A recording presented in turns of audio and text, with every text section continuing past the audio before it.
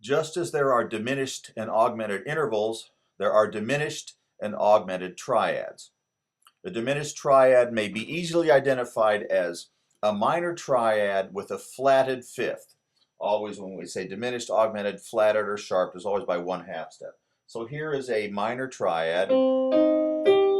This is the fifth. If I lower this by a 1/2 step, it sounds like this. Diminished. This is the girl on the railroad, tied to the railroad tracks thing.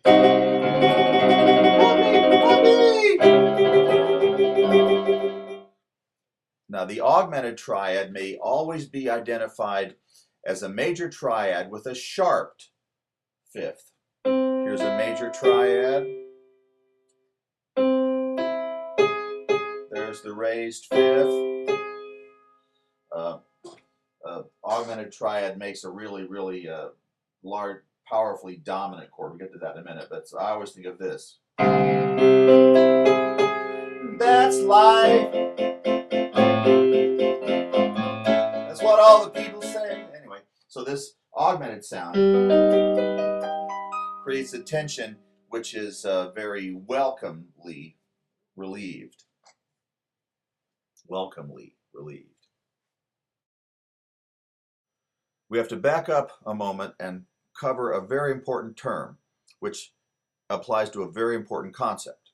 The word is tertian. Our harmonic system is called a tertian harmonic system. The term tertian applies to the idea that all our common practice thinking about chords is based on the atomic interval of a third. Attempts have been made by noble musical experimenters of the past to base harmony on something else, but so far the third remains triumphant in Western harmonic thinking. Allow me to jump ahead a little bit just to expand on that one point about the tertian harmony. All our chords are based on thirds. That basic triad, but there's other ones. The next third up is a chord tone that's been accepted into our syntax. And this one, and this one, and this one. That's a 13th chord. Now when you go a third higher, you'll wind up back in C.